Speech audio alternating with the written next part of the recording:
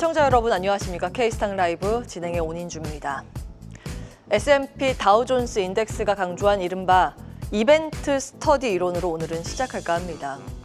배당, 합병, 리밸런싱 등 특정 이벤트 직후 시장에는 통계적으로 무시 못할 이상치들이 생긴다는 이론입니다. 현재는 배당락, 관세, 공매도 재개, AI 시장 불안 등 여러 이벤트가 겹쳐 있는 바람에 이게 과연 어디까지가 왜곡이고 어디서부터가 진짜 흐름일까 혼란스럽기만 합니다. 하지만 사실 이건 어찌 보면 당연한 현상이죠. 실제로 이런 이벤트가 몰릴 때 통계적으로 투자 심리가 일시적으로 들쑥날쑥해지면서 굉장히 과도한 매수나 과도한 매도가 나오곤 합니다. 문제는 그게 얼마나 오래 지속되고 또 그 결과적인 흐름이 어떻게 이어지느냐겠죠. 그래서 오늘은 배당락으로 인한 지수 하락부터 관세 폭탄과 빠른 업종 순환, 그리고 공매도 재개와 AI 시장 불안까지 정리해보려 합니다. 아시다시피 오늘은 배당락일입니다. 131개 종목이 오늘 해당되는데요. 배당 주는 만큼 주가가 하락하는 날이죠. 배당 기준일에는 주주 명부에 올라 있으면 이틀 전인 27일까지는 주식을 보유해야 합니다. 그래서 오늘은 배당락일, 즉 배당을 받을 권리가 사라지는 날입니다. 이를테면 배당받을 목적으로 사두었던 물량이 한꺼번에 출회되기 좋은 타이밍입니다. 삼성전자, LG계열사, 신세계, 현대로템, 롯데계열사 등 주요 대기업들이 대거 오늘 포함이 돼 있어서 지수에도 영향을 주고 있습니다. 실제로 지난달 27일 배당락일에도 코스피가 0.73% 빠졌고 그 다음 날엔 무려 3.4%가량 급락을 기록했습니다. 당시에 해당 종목이었던 교보증권, DB손해보험, 세아베스트 지주도 급락을 면치 못했습니다. 결국 오늘 지수가 빠지는 건 어느 정도 예견된 흐름이라 볼 수 있는데요. 다만 그걸 감안해도 지수 하락이 과하다는 평가가 나옵니다. 우리 시장이 올 초까지만 해도 전 세계 주요 지수 중 가장 좋은 성적을 냈지만 어느새 상승폭을 되돌려 버리고 있습니다. 투자자들은 아니 코스닥 지수가 언제 또 이렇게 빠졌지 할 만큼 빠른 속도로 흘렀는데요. 보라색 라인입니다.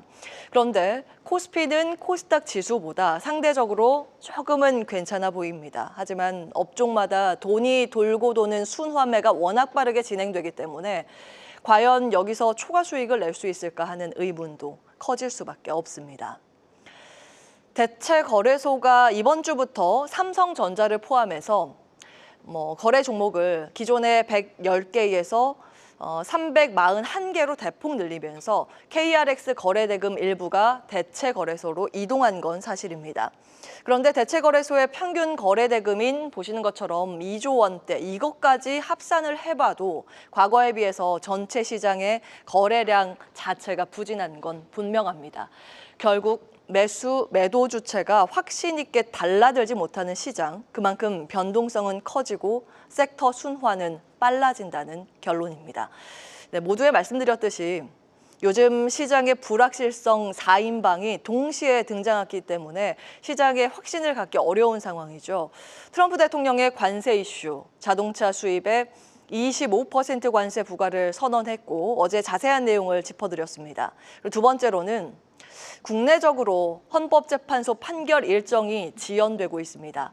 SNS상 어떤 밈을 보니 이렇게 표현을 하더라고요. 헌재의 기적, 민기적. 사실 어제만 하더라도 헌재의 일반 선고만 30건이 몰려 있어서 힘들었고 4월 2일 재보궐선거가 예정되어 있어서 또 그 이전에는 힘들죠.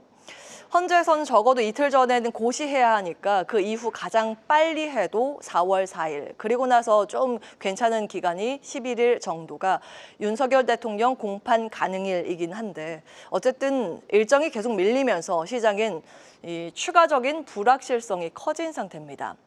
그 밖에 다음 주부터 공매도도 재개가 되고 어제 말씀드린 것처럼 반도체와 전력 인프라를 둘러싼 세 가지 악재와 호재들, 이 중 어느 하나도 제대로 소화하지 못한다면 거래 부진에 더한 빠른 순환매 장세가 당분간 이어질 거란 전망이 많습니다. 트럼프 관세 부과 선언과 관련해서 단발성 해프닝일 거란 예상도 있지만 모건 스탠리는 4월 2일 이게 끝이 아니라 시작이라고 경고했습니다. 웨드부시는 25% 관세가 견딜 만한 수준일 수도 있었다. 그리고 그 밖에 JP모건이나 RBC 등은 25% 계속 고수하기 어려울 것이라면서 관세가 앞으로 다시 유연해질 수 있다는 그런 시각도 있습니다. 그런데 간밤 제너럴모터스 GM의 주가가 7%나 급락했죠. 전체 생산량 중에서 절반가량이 해외에서 생산이 되기 때문에, 즉 부품보다는 조립 관점으로 보면 52%만 미국에서 조립이 되기 때문에 다른 국가들도 한껏 불편한 기색인데 이와 관련해서 우리 시장에도 좀 영향을 주고 있는 상황입니다. 어제 보여드린 화면이죠. 다음 보겠습니다. 과거 트럼프 1기 때도 자동차 관세율은 결국 0%로 해피엔딩으로 끝냈습니다. 그런데 자동차주의 주가는 가장 부진했다는 점이 부담입니다.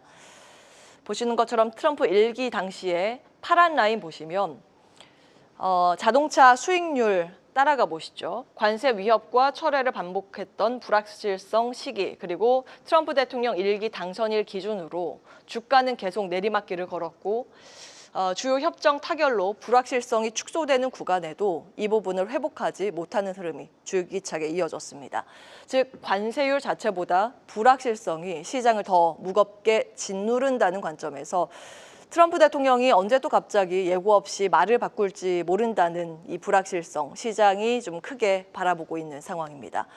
이 불안 때문일까요? 블룸버그 통신 보도 내용도 함께 보시겠습니다. 헤지 펀드들이 지난 한 달 동안 급락했었던 경기 순환주를 사들이기 시작했다는 보도가 나왔습니다. 골드만삭스 자료를 담고 있었는데요. 지난주에 헤지 펀드들이 은행과 에너지 업종 등 경제 주기와 밀접한 종목들을 12월 이후 최대 규모로 매수했다고 전했습니다. 시티그룹은 미국의 경제 성장에 대한 지속적인 우려를 감안할 때 경기 순환주 랠리는 전술적 움직임으로 보인다고 평가를 했습니다. 실제로 오늘 국내 시장에서도 장 초반에 보면 관세의 무풍지대로 볼 수 있는 화장품, 엔터, 조선 방산주 등이 상승세를 보이기도 했습니다. 불확실성이 커질수록 돈은 상대적으로 안전하다고 여겨지는 쪽으로 이동하는 속성을 지니는데 관세 무풍지도를 찾아야 한다는 힌트를 오늘 시장이 주고 있는 걸까요? 잠시 후에 출연자들에게 이 부분 질문을 던져보겠습니다. 계속해서 다양한 경제 이슈를 알고 싶다면 구독과 좋아요, 알림 설정 부탁드립니다. AI 캐스터 권미정이었습니다.